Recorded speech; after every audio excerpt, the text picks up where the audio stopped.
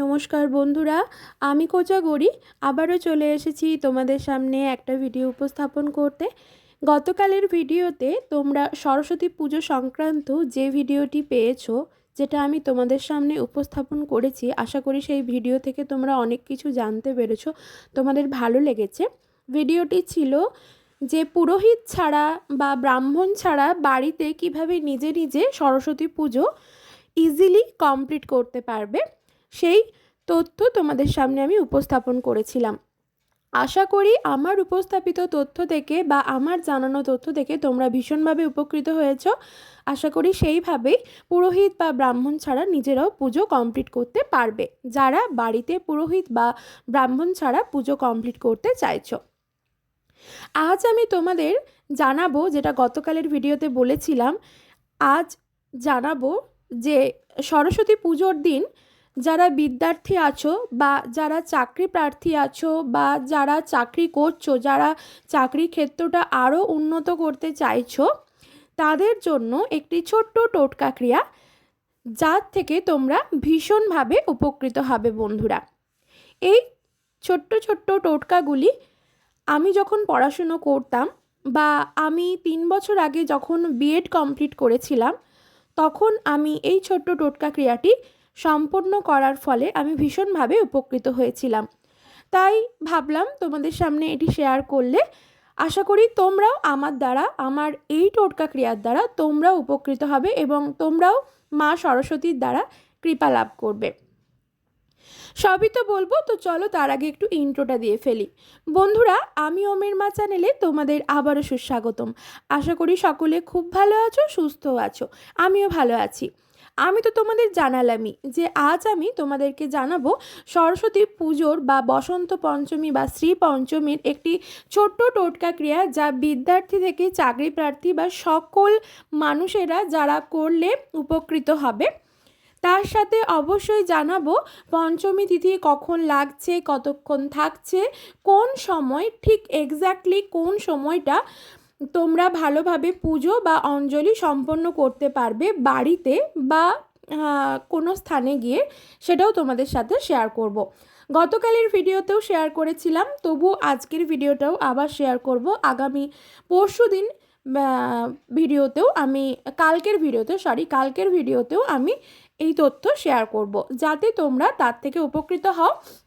স্ক্রিনে তোমরা পরিষ্কারভাবে দেখতে পাবে, আমি ভালোভাবে লিখে দিয়েছি, চাইলে তোমরা স্ক্রিন থেকে স্ক্রিনশট নিয়ে রেখে দিতে পারো।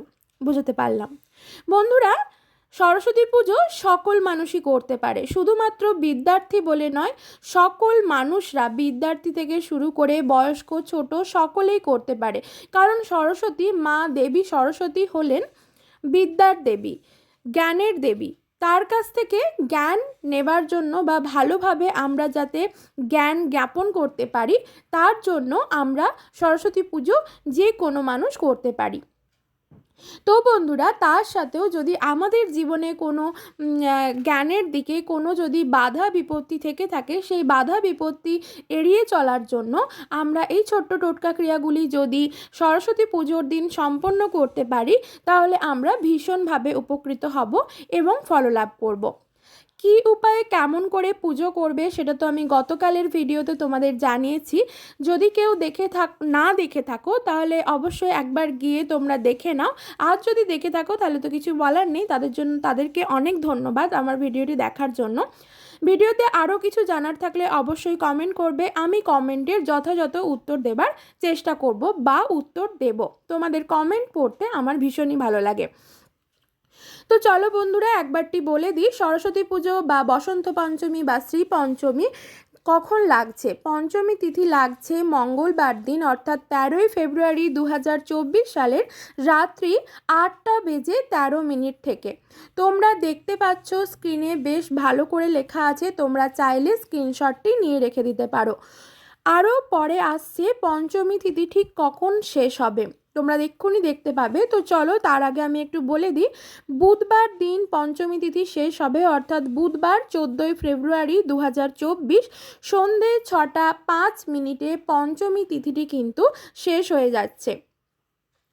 তোমরা এক্ষুনি স্ক্রিনে দেখতে পাবে, চাইলে স্ক্রিনশটটি নিয়ে নেবে। আমি তোমাদেরকে বারবার বলছি, এর দ্বারা তোমরাই উপকৃত হবে বন্ধুরা। স্ক্রিনে এক্ষুনি আসবে, স্ক্রিনশট নিয়ে নেবে, আমি তোমাদেরকে স্মরণ করিয়ে দেব। এবার বলে দেবো পুজো মানে সরস্বতী পুজো এবং অঞ্জলি দেবার ঠিক সঠিক ও শুভ সময়। দেখো বন্ধুরা, পঞ্চমী তিথি কখন শেষ হবে স্ক্রিনে চলে আসলো, তোমরা চাইলে স্ক্রিনশট নিয়ে রেখে দিতে পারো তোমাদের সুবিধার্থে অবশ্যই। এরপর যে তোমাদের বললাম পুজো এবং অঞ্জলি দেবার শুভ এবং সঠিক সময় যেটা, সেটা হলো প্রথম একবার আছে সকাল 7:31 থেকে 9:51 পর্যন্ত একটা টাইম আছে, যেই সময় তোমরা পুজো এবং অঞ্জলি দিতে পারবে। পুনরায় অর্থাৎ আবার যে সময়টা তোমরা পেয়ে যাবে সেটা হলো সকাল 11:24 থেকে বিকেল 3:18 পর্যন্ত তোমরা আবার সময় পেয়ে যাচ্ছ সরস্বতী পুজো করার সাথে অবশ্যই অঞ্জলি দেবার। বন্ধুরা, তোমাদের সাথে যে টোটকা ক্রিয়াগুলি আমি শেয়ার করব সেটা একটা একটা করে বলি। তোমরা তো সকলেই জানো মা সরস্বতীর অঞ্জলি অর্পণ করার জন্য, মায়ের পায়ে অঞ্জলি অর্পণ করার জন্য যে মন্ত্র। দেখো বন্ধুরা, পুজো এবং অঞ্জলি দেবার শুভ সময়টা তোমরা স্ক্রিনে দেখতে পাচ্ছ, এটিও তোমরা স্ক্রিনশট নিয়ে রেখে দাও, ভীষণভাবে উপকৃত হবে। আচ্ছা, অঞ্জলি দেবার যেটা মন্ত্র সেটা একটু বলে দিই। ওং জয় জয় দেবী চরাচর সারে কুচযুগ শোভিত মুক্তা হারে বীণা রঞ্জিত পুস্তক হস্তে ভগবতী ভারতী দেবী নমস্তুতে।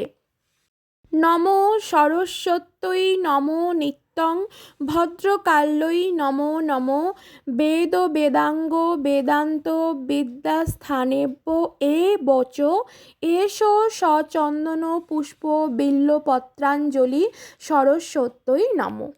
এটি মায়ের অঞ্জলি দেবার মন্ত্র, তোমরা সকলেই জানো। তার সাথে দেবী সরস্বতীর যে বীজ মন্ত্রটি দেখো স্ক্রিনে দেখা যাচ্ছে, উইং, এই মন্ত্রটি সহযোগে একটি টোটকা তোমাদের সাথে শেয়ার করব।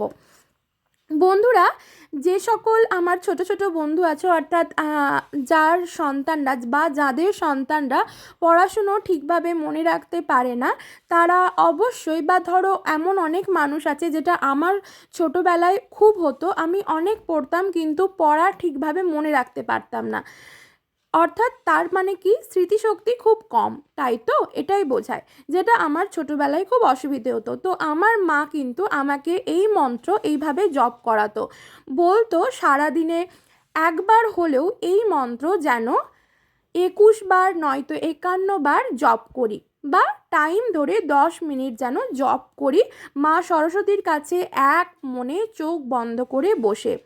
এই দেবী সরস্বতীর বীজ মন্ত্রটি জপ করো, বা তোমার সন্তানদের জপ করা শেখাও, বা যারা বিদ্যার্থী আছো তো অবশ্যই, যারা চাকরি প্রার্থী বা যারা চাকরির জন্য অনেক অ্যাপ্লাই করছো, তারা মা সরস্বতীর এই বীজ মন্ত্রটি 108 বার জপ করো।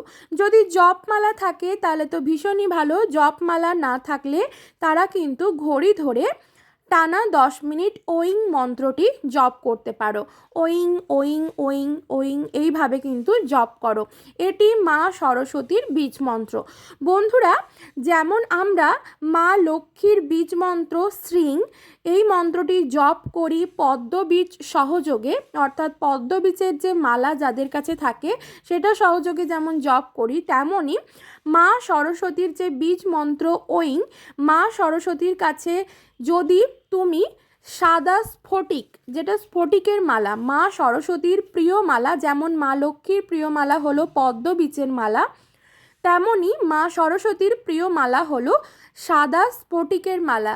সেই স্ফটিকের মালা সহযোগে যদি সকল বিদ্যার্থীরা বা চাকরি প্রার্থীরা, বা যারা অনেক দিন ধরে চাকরির জন্য অনেক অ্যাপ্লাই করছো পারছো না, বা যারা চাকরিতে আরও উন্নতি করার জন্য করে চলেছো, তারা কিন্তু এই ওইং অর্থাৎ মা সরস্বতীর এই বীজ মন্ত্রটি স্ফটিক মালা দিয়ে 108 বার প্রত্যেক দিন জপ করো।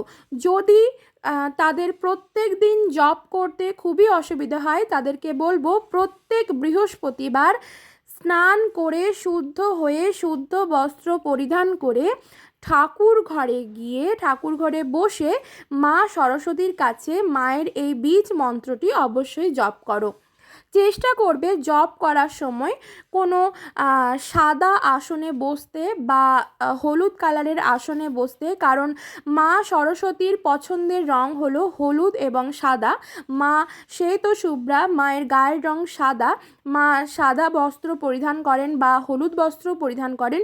তো চেষ্টা করবে সাদা অথবা হলুদ বস্ত্র পরিধান করে মায়ের এই বীজ মন্ত্রটি অবশ্যই পাঠ করার।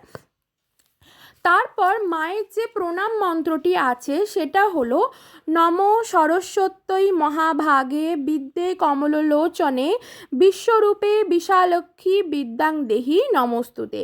এই মন্ত্রটি প্রত্যেক দিন চেষ্টা করবে করার, যে কোনো একটা টাইম একবারই এই প্রণাম মন্ত্রটি মাকে চোখ বন্ধ করে মন স্থির রেখে মনের পজিটিভিটিটাকে কাজ করাতে এইভাবেই মায়ের এই প্রণাম মন্ত্রটি নমো সরস্বত্যৈ মহাভাগে বিদ্যে কমললোচনে বিশ্বরূপে বিশালাক্ষী বিদ্যাং দেহি নমস্তুতে। এই প্রণাম মন্ত্রটি মায়ের সারাদিনে যে কোনো টাইম ধীর স্থিরভাবে মনোসংযোগ করে একবার সারাদিনে এই মন্ত্রটি জপ করো, ভীষণভাবে উপকৃত হবে। বন্ধুরা, আমি এই ক্রিয়াগুলি করে তো ভীষণভাবে উপকৃত হয়েছিলাম, তার দ্বারা ফললাভও করেছি। তবে অবশ্যই যে কোনো টোটকা ক্রিয়া করতে গেলে মনের মধ্যে পজিটিভিটিকে কাজ করিয়ে ভগবানের ওপর আস্থা বিশ্বাস রেখে ক্রিয়াগুলি করবে, হাতে নাতে ফললাভ করবে। আর বন্ধুরা, তোমরা যখন কোনো মন্ত্র মা সরস্বতীর বীজ মন্ত্র বা প্রণাম মন্ত্রটি যখন জপ করবে, তখন অবশ্যই ঠাকুর ঘরেই করো বা যেখানেই করো, যেখানে ঠাকুরের স্থানে বা সরস্বতীর কাছে তো করবে, সেই সময় চেষ্টা করবে মাকে একটি ধূপ নিবেদন করার। মাকে ধূপ নিবেদন করে নিজে শুদ্ধ হয়ে শুদ্ধ বস্ত্র পরিধান করে চেষ্টা করবে মায়ের এই প্রণাম মন্ত্র এবং বীজ মন্ত্রটি জপ করার, যার দ্বারা তোমরা ভীষণভাবে উপকৃত হবে। সবাই খুব ভালো থেকো, সুস্থ থেকো, সাবধানে থেকো।